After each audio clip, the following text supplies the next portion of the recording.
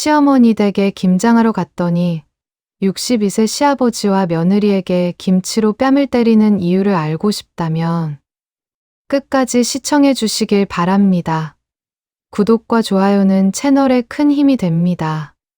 수지는 조수석에 앉아 창밖을 바라보고 있었습니다. 차는 고속도로를 달리고 있었고 남편 민수는 운전대를 잡은 채 통화 중이었죠.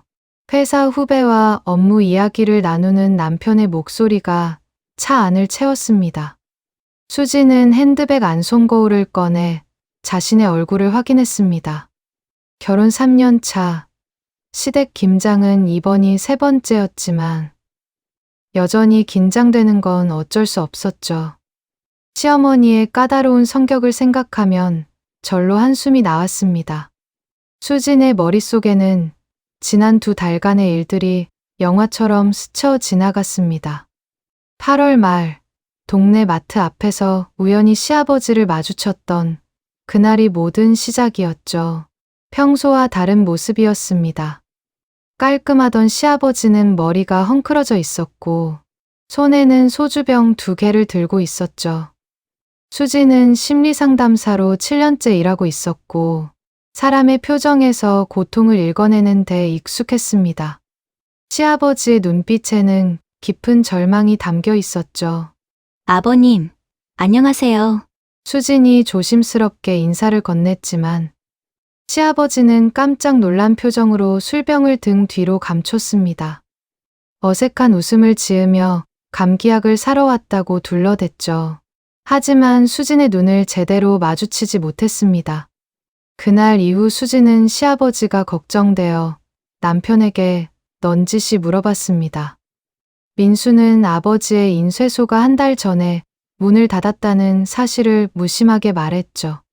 30년 동안 운영하던 가게가 디지털 인쇄 업체들에 밀려 결국 폐업했다는 것이었습니다.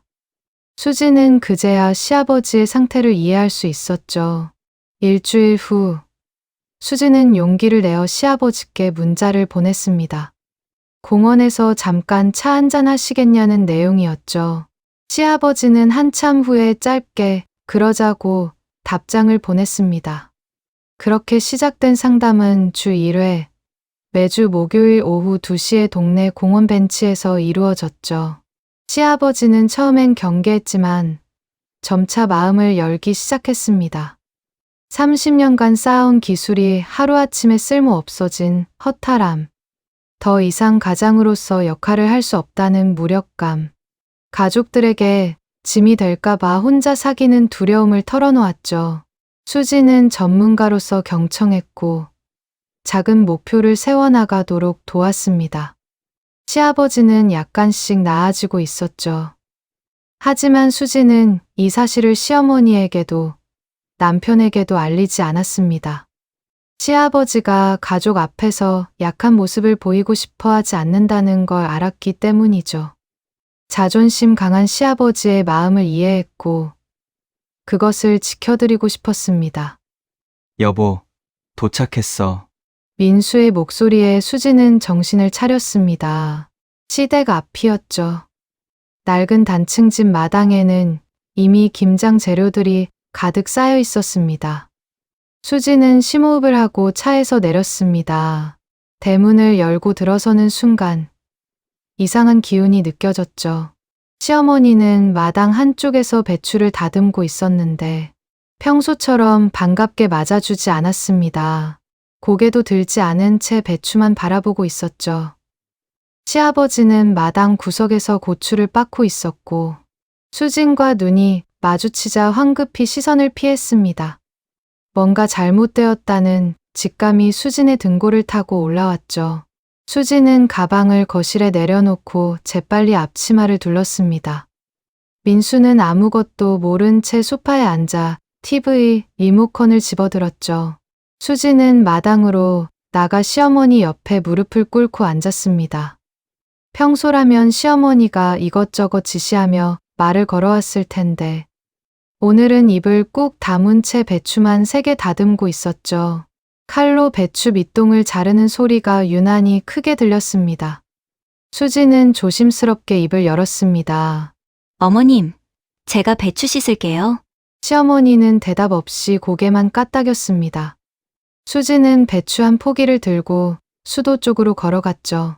찬물에 배추를 헹구는데 등 뒤에서 시어머니의 시선이 따가웠습니다. 몇 번이나 뒤를 돌아봤지만 시어머니는 그때마다 고개를 숙이며 시선을 피했죠. 30분쯤 지났을 때 시아버지가 빻은 고추를 들고 시어머니 앞으로 다가왔습니다. 이만하면 됐소. 시어머니는 고춧가루를 한 줌 집어 냄새를 맡더니 아무 말 없이 고개를 끄덕였습니다. 시아버지는 어색하게 웃으며 다시 자리로 돌아갔죠. 수지는 시아버지와 눈이 마주치지 않으려고 애써 고개를 숙였습니다. 하지만 가슴속에서는 불안감이 점점 커지고 있었죠. 거실에서는 민수가 예능 프로그램을 보며 혼자 웃고 있었습니다. 저 평화로운 모습이 오히려 비현실적으로 느껴졌죠. 점심시간이 다가오자 시어머니가 부엌으로 들어갔습니다. 수진도 따라 들어가 도와드리려 했지만 시어머니는 손사래를 쳤습니다. 괜찮아요. 거기 앉아 있어.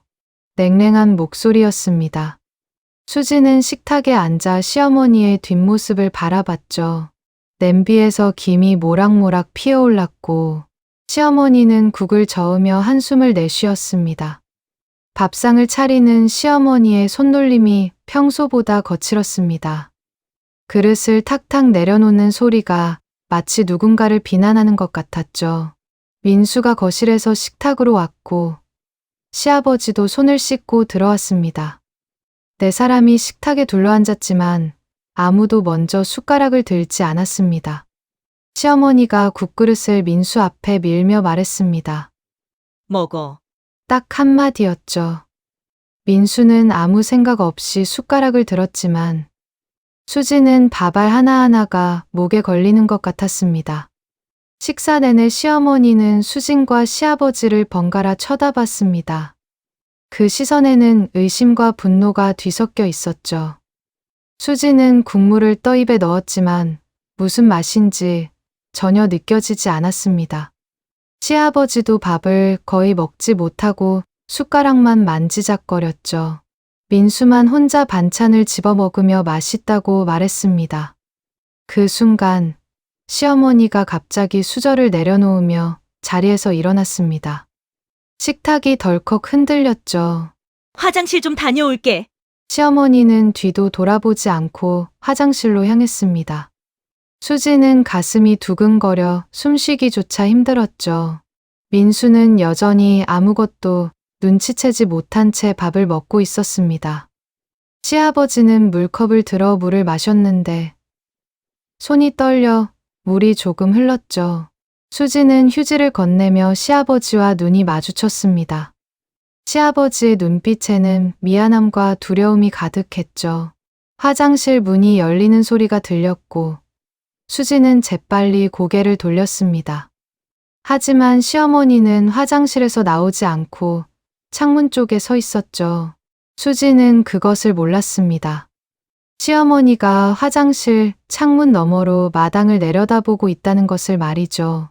식사가 끝나고 수지는 설거지를 하기 위해 부엌으로 갔습니다.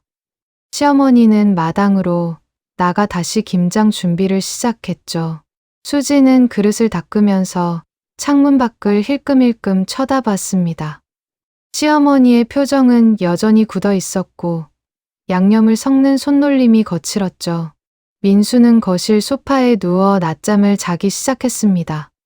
코 고는 소리가 조용한 집안에 울려 퍼졌죠. 설거지를 마친 수지는 마당으로 나가 시어머니 옆에 앉았습니다. 고춧가루와 마늘, 젓갈을 섞는 시어머니의 손은 쉬지 않고 움직이고 있었죠. 수지는 장갑을 끼고 양념 버무리기를 도왔습니다. 두 사람 사이에 침묵만 흘렀죠. 시아버지는 마당 구석에서 무와 팔을 다듬고 있었습니다. 오후 2시쯤 이웃집 김 여사가 대문을 열고 들어왔습니다. 영자 씨, 생강 좀 있어요? 시어머니는 고개를 들지도 않고 부엌을 가리켰습니다. 김 여사는 부엌으로 들어갔다가 이내 나왔는데 마당의 이상한 분위기를 감지한 듯 어색하게 웃었죠. 분위기가 좀 그러네요. 나중에 올게요. 김 여사는 생강도 안 가져가고 황급히 돌아갔습니다. 수지는 그제야 상황이 얼마나 심각한지 깨달았죠. 시어머니가 큰 대야에 양념을 부어 넣으며 소리 없이 눈물을 흘리고 있었습니다. 수지는 깜짝 놀라 시어머니를 쳐다봤지만 시어머니는 고개를 돌렸죠. 그때 시어머니가 갑자기 자리에서 일어나 화장실로 향했습니다. 수지는 안도의 한숨을 쉬며 양념을 계속 버무렸죠. 시아버지가 조심스럽게 수진 쪽으로 다가왔습니다. 주변을 살피더니 작은 목소리로 말했습니다. 며느리야, 요즘 많이 좋아졌어. 수지는 쉿하고 입에 손가락을 갖다 댔습니다. 아버님, 여기서 그런 말씀 하시면 안 돼요. 하지만 이미 늦었습니다. 화장실 창문이 살짝 열려 있었고 시어머니는 그 안에서 두 사람의 대화를 듣고 있었죠. 시어머니의 얼굴은 분노로 일그러져 있었습니다. 눈에는 배신감과 증오가 가득했죠. 수지는 화장실 쪽을 우연히 쳐다봤다가 창문 너머로 시어머니의 눈과 마주쳤습니다. 심장이 쿵 하고 내려앉는 느낌이었죠. 시어머니가 화장실 문을 박차고 나왔습니다. 수지는 본능적으로 한 발 뒤로 물러섰죠. 시어머니는 마당으로 성큼성큼 걸어 나와 양념 대야 앞에 섰습니다. 손을 뻗어 양념을 한 움큼 집어들었죠. 붉은 양념이 시어머니의 손가락 사이로 흘러내렸습니다. 수지는 숨이 막히고 시아버지는 창백한 얼굴로 그 자리에 얼어붙어 있었습니다. 거실에서 자고 있던 민수가 소리를 듣고 눈을 떴습니다. 엄마, 무슨 일이에요? 민수가 마당으로 나오며 물었지만 아무도 대답하지 않았습니다. 시어머니는 양념을 쥔 손을 부들부들 떨고 있었죠. 담 너머에서 김 여사와 그녀의 딸이 몰래 이쪽을 훔쳐보고 있었습니다. 수지는 도망치고 싶었지만 발이 땅에 붙은 것처럼 움직이지 않았죠. 시아버지가 한 발 앞으로 나서려 했지만 시어머니의 눈빛에 그대로 멈춰 섰습니다. 시어머니의 입술이 떨렸습니다. 무언가 말하려는 것 같았지만 목소리는 나오지 않았죠. 대신 시어머니의 손이 수진을 향해 움직이기 시작했습니다. 수진은 눈을 질끈 감았습니다. 시간이 멈춘 것 같았죠. 민수는 상황을 이해하지 못한 채 어리둥절한 표정으로 서 있었습니다. 마당에는 긴장감만이 가득했습니다. 시어머니의 손이 점점 가까워지고 있었죠. 시어머니의 손이 수진의 뺨을 강하게 후려쳤습니다. 찰싹 소리와 함께 붉은 양념이 수진의 얼굴에 흩어졌죠. 매운 고춧가루가 피부를 파고들며 따갑게 타들어갔습니다. 수지는 비틀거리며 뒤로 물러섰고 눈을 뜰 수가 없었죠. 양념이 눈 주변에 묻어 눈물이 주르륵 흘러내렸습니다. 민수가 깜짝 놀라 달려왔지만 시어머니는 이미 시아버지를 향해 돌아서 있었습니다. 당신도 받아! 시어머니의 목소리가 마당에 울려 퍼졌습니다. 시아버지는 손을 들어 막으려 했지만 소용없었죠. 두 번째 찰싹 소리가 났고 시아버지의 뺨에도 붉은 양념이 번졌습니다. 시아버지는 비틀거리며 마당 한쪽으로 물러났죠. 민수는 어머니의 팔을 잡으려 했지만 시어머니는 팔을 뿌리쳤습니다. 손대지 마! 시어머니는 양념 묻은 손으로 수진을 가리키며 민수에게 말했습니다. 네 와이프가 너희 아버지랑 몰래 만나고 다녔어. 민수의 얼굴이 하얗게 질렸습니다. 수지는 양념이 눈에 들어가 제대로 눈을 뜰 수 없었지만 필사적으로 고개를 저었죠. 아니에요. 어머님, 오해예요. 수진의 목소리는 떨리고 있었습니다. 시어머니는 콧방귀를 뀌며 고개를 돌렸죠. 오해! 내가 두 눈으로 똑똑히 봤어. 공원 벤치에서 둘이 손잡고 있는 거. 시아버지가 입을 열었습니다. 여보, 그건 시어머니는 시아버지를 노려봤습니다. 40년을 함께 살았는데 며느리랑 바람을 피워. 시어머니의 목소리가 점점 커졌습니다. 이웃집에서 사람들이 하나둘 담 너머로 고개를 내밀기 시작했죠. 민수는 아버지를 쳐다봤다가 수진을 쳐다봤습니다. 혼란스러운 표정이었죠. 수진은 양념이 묻은 손으로 눈을 비비며 민수를 향해 손을 뻗었습니다. 여보, 진짜 아니야. 내 말 좀 들어봐. 하지만 민수는 한 발 뒤로 물러섰습니다. 수진의 가슴이 찢어지는 것 같았죠. 시아버지는 고개를 푹 숙인 채 아무 말도 하지 못했습니다. 어깨가 축 처져 있었고 손은 바들바들 떨리고 있었죠. 시어머니가 마당 한가운데 주저앉으며 울기 시작했습니다. 거칠게 흐느끼는 소리가 마당을 가득 채웠죠. 담 너머 이웃들의 수군거림이 점점 커졌습니다. 수지는 무릎을 꿇고 시어머니 앞으로 다가가려 했습니다. 하지만 시어머니는 손을 휘저으며 수진을 밀쳐냈죠. 꺼져! 내 눈앞에서 당장 꺼져! 수지는 그 자리에 주저앉았습니다.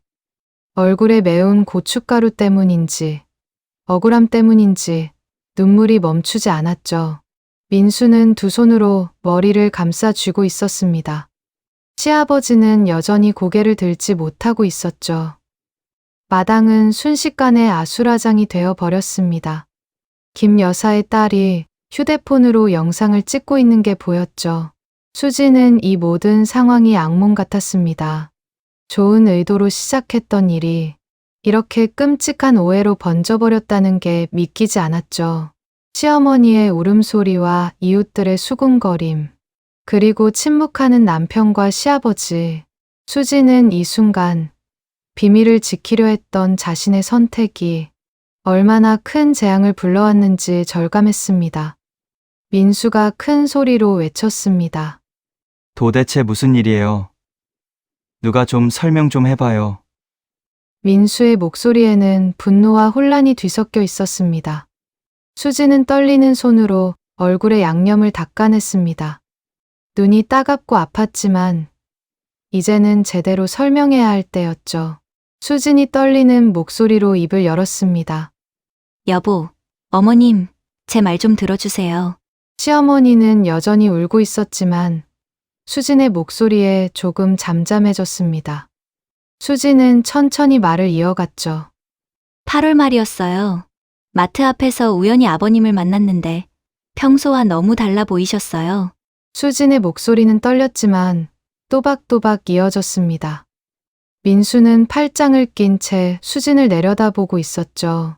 손에 소주병을 들고 계셨고 표정이 너무 안 좋으셔서 걱정이 됐어요. 시어머니가 고개를 들어 수진을 쳐다봤습니다. 눈은 빨갛게 충혈되어 있었고 의심의 눈초리였죠. 수진은 계속 말을 이었습니다. 그때 여보한테 물어봤더니 아버님 인쇄소가 문 닫았다고 하더라고요. 민수가 고개를 끄덕였습니다. 수진은 심호흡을 하고 말을 이었죠. 저는 심리상담사예요. 사람이 힘들어할 때 어떤 표정을 짓는지 알아요. 시아버지가 조금씩 고개를 들었습니다. 수진을 바라보는 시아버지의 눈에는 감사함이 어려 있었죠. 아버님이 너무 힘들어 보이셔서 제가 먼저 연락드렸어요. 도와드리고 싶었어요. 시어머니가 비웃듯 말했습니다. 그래서 둘이 몰래 만나고 다닌 거야? 수진은 고개를 숙였습니다. 네, 맞아요. 하지만 그건 상담이었어요. 매주 목요일 오후 2시에 공원 벤치에서 1시간씩요. 민수의 눈빛이 조금 흔들렸습니다. 아버님은 30년 동안 쌓아온 기술이 하루아침에 쓸모 없어진 게 너무 힘드셨대요. 시어머니의 울음소리가 조금 작아졌습니다. 수진은 시어머니를 똑바로 쳐다봤죠. 가장으로서 역할을 못한다는 게, 가족한테 짐이 된다는 게 너무 괴로우셨대요. 시아버지가 주머니에서 무언가를 꺼냈습니다. 구겨진 종이 한 장이었죠. 시아버지는 떨리는 손으로 그 종이를 펼쳤습니다. 이게 정신건강의학과에서 받은 우울증 약 처방전요. 민수가 다가와 처방전을 받아들었습니다. 날짜를 확인하더니 눈을 크게 떴죠.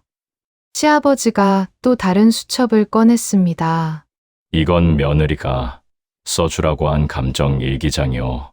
수첩을 펼치자 시아버지의 서툰 글씨로 빼곡하게 적힌 내용이 보였습니다. 오늘은 조금 덜 우울하다. 산책을 30분 했다. 아내에게 미안하다. 같은 문장들이었죠. 수진도 가방에서 메모지를 꺼냈습니다. 이건 제가 아버님께 추천드린 도서 목록이에요. 메모지에는 우울증 극복하기, 새로운 시작을 위한 심리학 같은 책 제목들이 적혀 있었습니다. 민수는 서류들을 하나하나 확인하며 표정이 풀려갔습니다. 시어머니도 다가와 처방전을 들여다봤죠. 시아버지가 시어머니를 향해 무릎을 꿇었습니다. 미안하오. 당신한테 말 못한 게 미안하오. 시아버지의 목소리가 떨렸습니다. 40년 동안 가장 노릇하다가 갑자기 아무것도 못하는 사람이 된 것 같아서 당신 앞에서 무너질 수가 없었소. 시어머니의 눈에서 또다시 눈물이 흘렀습니다. 하지만 이번에는 분노의 눈물이 아니었죠. 담 너머에서 지켜보던 김 여사가 작게 중얼거렸습니다. 아이고, 그런 사연이. 수지는 시어머니 앞으로 다가가 무릎을 꿇었습니다. 어머님, 비밀로 한 건 제 잘못이에요. 하지만 아버님이 가족 앞에서 약한 모습 보이기 싫어하셔서. 시어머니가 수진의 말을 끊었습니다. 아니야. 시어머니는 수진의 손을 잡았습니다. 시어머니는 수진의 손을 꼭 잡고 흐느끼기 시작했습니다. 어깨가 들썩이며 소리내어 우는 모습이 안타까웠죠. 수진은 시어머니의 손을 꼭 잡아주었습니다. 시어머니가 떨리는 목소리로 말했습니다. 내가 미쳤었구나. 어쩜 이렇게 못된 생각을. 시어머니는 자신의 뺨을 때리려 했지만 수진이 재빨리 손을 잡았습니다. 어머님, 아니에요. 충분히 그렇게 보일 수 있었어요. 민수가 수진의 어깨에 손을 얹었습니다. 여보, 괜찮아? 민수의 목소리에는 미안함이 묻어 있었습니다. 수진은 고개를 끄덕였지만 얼굴은 여전히 빨갛게 부어 있었죠. 시아버지가 시어머니 옆으로 다가와 앉았습니다. 두 사람은 오랜만에 서로를 제대로 마주 보았죠. 시아버지가 떨리는 손으로 시어머니의 손을 잡았습니다. 여보, 40년을 함께 살았는데도 나는 당신한테 약한 모습을 보이는 게 무서웠어. 시어머니는 고개를 저었습니다. 당신이 무슨 잘못이에요. 내가 둔한 거죠. 시아버지의 눈에서도 눈물이 흘러내렸습니다. 인쇄소 문 닫고 나서 나는 쓸모없는 사람이 된 것 같았어. 30년 동안 익힌 기술이 하루아침에 소용없어졌으니까. 시어머니가 시아버지의 손을 두 손으로 감싸 쥐었습니다. 시아버지는 천천히 말을 이었죠. 아침에 일어나도 갈 곳이 없고 손님들한테 전화도 안 오고 나는 점점 작아지는 것 같았어. 시어머니가 시아버지의 어깨에 머리를 기댔습니다. 당신이 요즘 말수가 줄고 밤에 잠도 못 자는 거 다 알았어요. 그런데 내가 뭐라고 물어봐야 할지 몰랐어요. 시아버지가 시어머니를 꼭 안았습니다. 40년 결혼 생활에서 처음 보는 모습이었죠. 담 너머에서 지켜보던 이웃들도 조용히 돌아가기 시작했습니다. 수진은 남편을 쳐다봤습니다. 민수는 미안한 표정으로 수진을 안아주었습니다. 미안해, 내가 아무것도 몰랐네. 수진은 남편의 품에 기대며 눈물을 흘렸습니다. 긴장이 풀리자 억눌렀던 감정이 터져 나왔죠. 시어머니가 수진을 일으켜 세웠습니다. 수진의 얼굴을 두 손으로 감싸며 자세히 들여다봤죠. 얼굴이 이렇게 됐는데 어쩌면 좋아. 내가 정말 미안해. 시어머니는 앞치마로 수진의 얼굴을 조심스럽게 닦아주었습니다. 수진이 시어머니의 손을 잡으며 말했습니다. 어머님, 제가 먼저 말씀드렸어야 했어요. 비밀로 한 게 오히려 독이 됐네요. 시어머니가 고개를 저었습니다. 아니야, 넌 우리 가족을 위해 최선을 다한 거야. 시아버지 자존심까지 생각해주고 시아버지도 수진에게 다가왔습니다. 수진아, 고마워. 너 아니었으면 나는 정말 큰일 날 뻔했구나. 시아버지는 깊게 허리를 숙였습니다. 민수가 아버지를 일으켜 세우며 어깨를 감싸 안았죠. 아버지, 이제 저한테도 말씀하세요. 전 아들이잖아요. 시아버지는 아들의 어깨를 토닥이며 고개를 끄덕였습니다. 시어머니가 마당 한쪽에 놓인 김장 재료들을 바라봤습니다. 우리 이제 김장이나 하자. 이대로 있으면 배추 다 시들겠어. 시어머니의 목소리에는 평소의 활기가 조금씩 돌아오고 있었습니다. 수지는 얼굴을 물로 씻으러 부엌으로 갔습니다. 찬물에 얼굴을 담그니 따가움이 조금 가라앉았죠. 거울을 보니 뺨이 빨갛게 부어 있었지만 마음만큼은 한결 가벼웠습니다. 수진이 마당으로 돌아오자 모두가 다시 김장 준비를 시작하고 있었습니다. 하지만 이번에는 분위기가 완전히 달랐죠. 시아버지는 시어머니 바로 옆에 앉아 배추를 다듬고 있었습니다. 평소에는 멀찌감치 떨어져 일하던 모습과는 사뭇 달랐죠. 시어머니가 배추 한 포기를 시아버지 앞에 놓으며 말했습니다. 여보, 이거 좀 다듬어줘요. 시아버지는 배추를 받아 들고 조심스럽게 칼질을 시작했습니다. 민수는 고추를 빻고 있었고 수지는 양념을 섞고 있었죠. 시아버지가 입을 열었습니다. 사실 인쇄소 문 닫을 때가 제일 힘들었어. 모두가 손을 멈추고 시아버지를 바라봤습니다. 시아버지는 배추를 다듬으며 천천히 말을 이었죠. 20대 때 시작한 가게였어. 손님들 명함부터 시작해서 전단지, 책자까지 다 내 손으로 찍었지.